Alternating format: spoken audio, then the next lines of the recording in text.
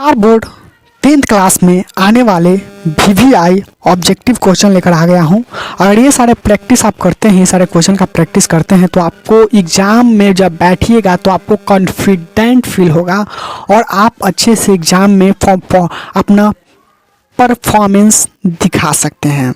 तो चलिए हम स्टार्ट करते हैं ऑब्जेक्टिव के साथ। और देखिए बड़ी बात ये होता है ना कि जो मैं ऑब्जेक्टिव कराता हूँ उसका PDF नोट्स भी बिल्कुल फ्री मिलता है और उसका ऑब्जेक्टिव क्वेश्चन का सॉल्यूशन के साथ PDF मिलता है। तो चलिए हम पहले क्वेश्चन की ओर स्टार्ट करते हैं।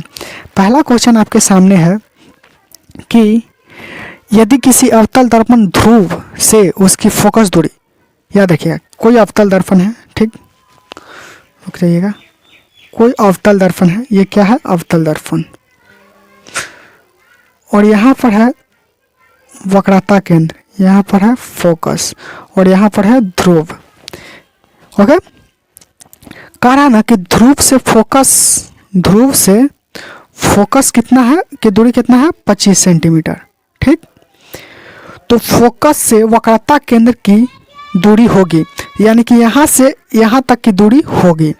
तो देखिए क्या होता है ना कि ये जो होता है यहाँ से यहाँ तक, ये बिल्कुल बीच से होता है फोकस, यानी कि जितना यहाँ से यहाँ तक की दूरी होगा उतना ही यहाँ से यहाँ तक होगा। तो यहाँ से यहाँ तक की दूरी कितना है, 25 सेंटीमीटर। तो जितना ये दूरी होगा इतना भी ये भी होगा, तो ये भी हो जाएगा 25 सेंटीमीटर। इसका राइट आंसर हो जाएगा ख। चलिए अगला देखते हैं।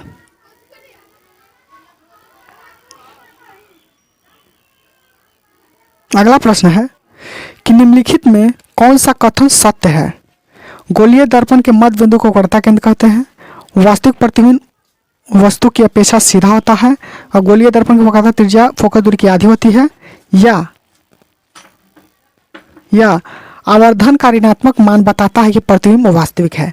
तो देखिए इसमें से बताना सत्य कौन है, तो इसका राइट आंसर हो जाएगा घ, यानी कि आवर्धन का ऋणात्मक मान बताता है कि प्रतिबिंब जो है वो वास्तविक है। ओके, चलिए अगले प्रश्न की ओर चलते हैं। चलिए अगला प्रश्न है आपके सामने है कि निम्नलिखित में कथन असत्य है। कौन सा कथन असत्य है। जब कोई किरण गोलीय दर्पण के फोकस की दिशा में आपतित होती है तो दर्पण से तब परावर्तन के बाद दर्पण के मुख्य अक्ष के समांतर निकलती है। बात सही है, असत्य दोनों। जो किरण गोलीय दर्पण वक्रता केंद्र की दिशा में दर्पण पर पड़ती है तो परावर्तन के बाद उसी पथ में लौट जाती है, ये भी सही है। अवतल दर्पण द्वारा वस्तु का केवल वास्तविक प्रतिबिंब बनता है, ये गलत है, क्योंकि अवतल दर्पण में केवल वास्तविक प्रतिबिंब नहीं बनता बल्कि काल्पनिक प्रतिबिंब यानी आभासी प्रतिबिंब भी बनता है। तो इसका राइट आंसर क्या हो जाएगा, हो जाएगा ग। उत्तल दर्पण द्वारा वस्तु का केवल आभासी, बात सही है। तो ये इसका राइट आंसर असत्य बोल रहा था कि कौन गलत है, तो गलत ग है। चलिए अगला प्रश्न देखते हैं।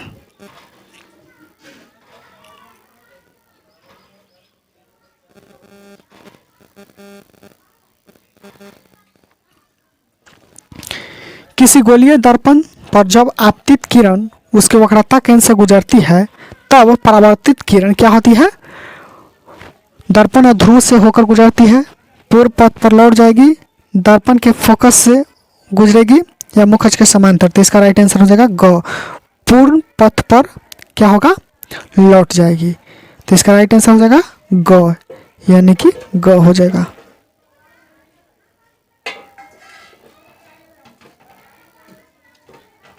रहा है कि वास्तविक प्रतिबिंब हमेशा उल्टा होता है, बात सही है। आभासी प्रतिबिंब को पर्दे पर प्राप्त किया जा सकता है, नहीं, आभासी प्रतिबिंब को पर्दे पर प्राप्त नहीं किया जाता है, ये गलत है। वास्तविक प्रतिबिंब को पर्दे पर, ये बात सही है। आभासी प्रतिबिंब हमेशा सीधा होता है, ये भी सही है, यानी कि ग आंसर हो जाएगा। ओके, चलिए अगला प्रश्न देखते हैं। अगला प्रश्न है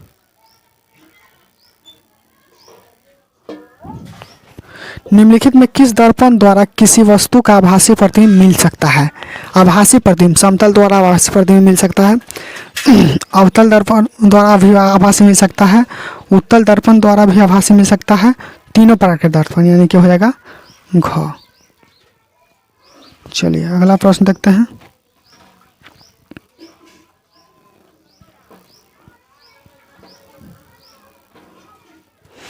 निम्नलिखित में किस दर्पण द्वारा किसी भी वस्तु का वास्तविक प्रतिबिंब प्राप्त किया जा सकता है? वास्तविक प्रतिबिंब समतल द्वारा आभासी होता है, अवतल द्वारा ये होता है, उत्तल दर्पण आभासी, यानी कि ख हो जाएगा।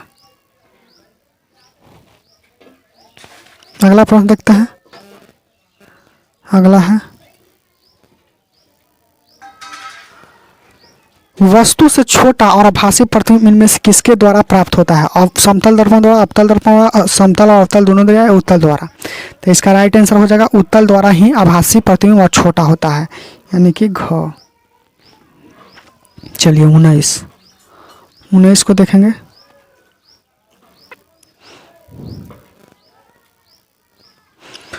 कहाँ पर स्थित होने पर वस्तु का वास्तविक प्रतिबिंब अवतल दर्पण के वक्रता केंद्र पर बनता है? दर्पण के बिल्कुल पास, वक्रता केंद्र पर, या फोकस पर, या अनंत पर। तो इसका राइट आंसर हो जाएगा ख।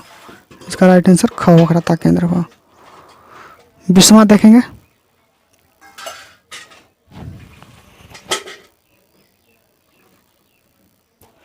बीसवां है कि वस्तु से 12 और आभासी प्रतिबिंब किस दर्पण से प्राप्त होता है? अवतल दर्पण से, उत्तल दर्पण, समतल दर्पण, इनमें से किसी दर्पण से नहीं।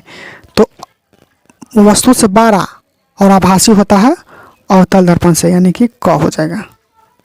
और देखिए अभी इसका सॉल्यूशन कराया है, उसका पीडीएफ मिलेगा वीडियो के डिस्क्रिप्शन बॉक्स में, वहां से डाउनलोड कर लीजिए। लिखा रहेगा पीडीएफ, उस पर क्लिक कीजिएगा तो आपको मिल जाएगा। आज की वीडियो इतना ही, तब तक के लिए धन्यवाद।